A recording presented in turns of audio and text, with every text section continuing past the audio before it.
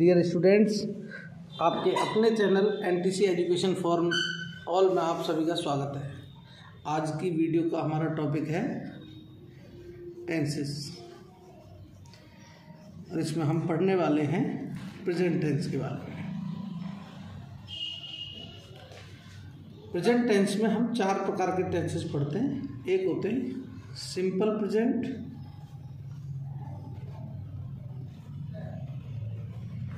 दूसरे पढ़ते हैं हम प्रेजेंट कंटिन्यूअस टेंस,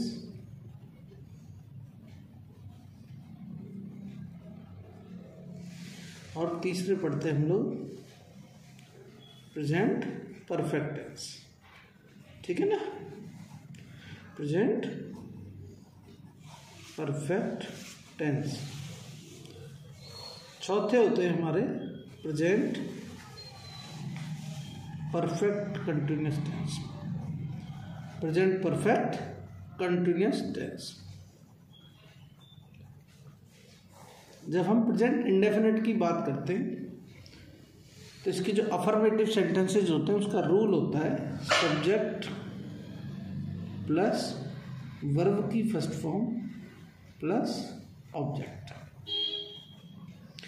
यहाँ हमारा सब्जेक्ट जो है वो या तो आई होगा या कोई प्लूरल होगा। प्लूरल सब्जेक्ट में हम किस किस को पढ़ते हैं? वी, यू, दे, और प्लूरल एक से ज़्यादा जो भी होंगे उसमें। और अगर हम सिंगुलर सब्जेक्ट की बात करते हैं तो हम रूल होता है हमारा सब्जेक्ट प्लस वर्ब की फर्स्ट फॉर्म प्लस एस या ईएस साथ में ऑब्जेक्ट। यहाँ हमारा सिंगुलर सब्जेक्ट आता है ही, सी या कोई भी सिंगुलर आप समझते हो। सिंगुलर मीन्स एक। जैसे हम लिखते हैं Ram goes to market. Ram is a singular person, so we use es with go verb.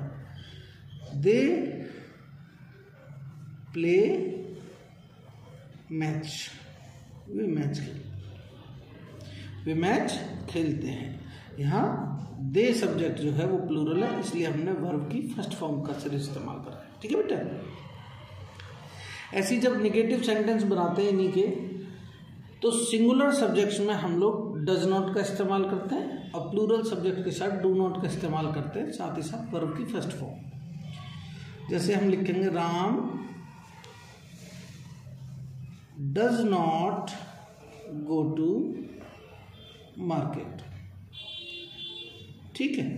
ऐसे ही प्लूरल वाला करेंगे तो they do not go to market. ठीक है बेटा। अच्छा, जब हम प्रेजेंट कंटिन्यूअस टेंस की बात करते हैं, कंटिन्यूअस यानी इन सेंटेंसेस के रूल होते हैं हमारे subject plus helping verb plus verb की first form plus ING plus object.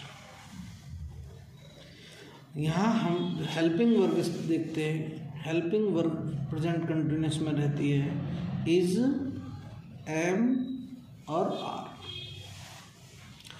Is का यूज सिंगुलर के साथ किया जाता है,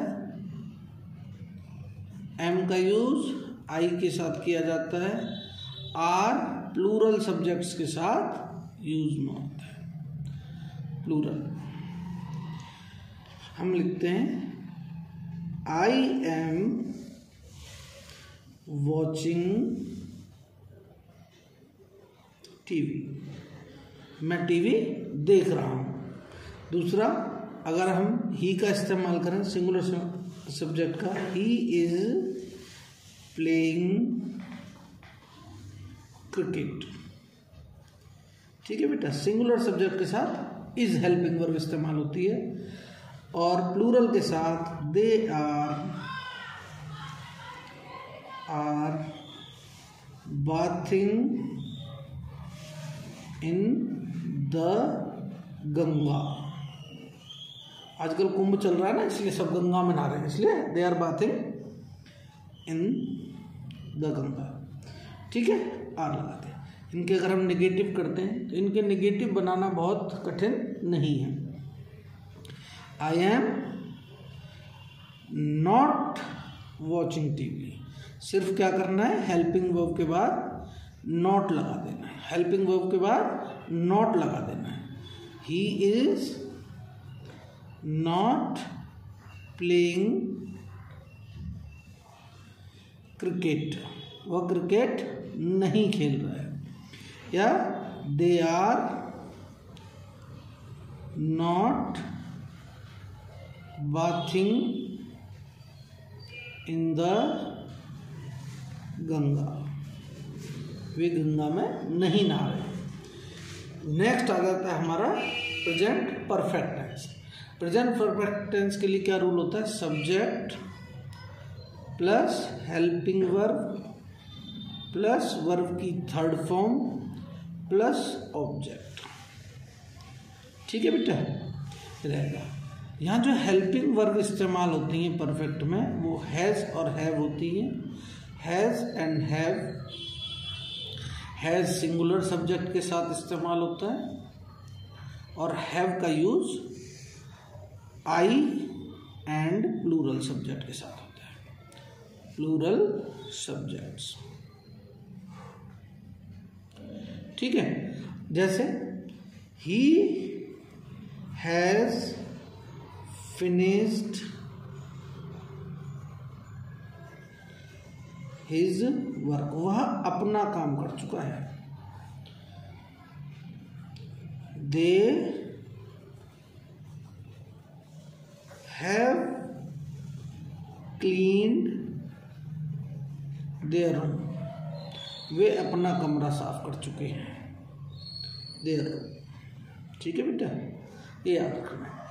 सेम नेगेटिव बनाते वक्त इनमें भी कोई ज़्यादा परेशानी नहीं है, सिर्फ हेल्पिंग वर्ब के बाद नॉट लगा देना। नेगेटिव सेंटेंस में he has not finished his work, they have not cleaned their room. मैं लिख देता हूँ एक sentence, they have not cleaned their room.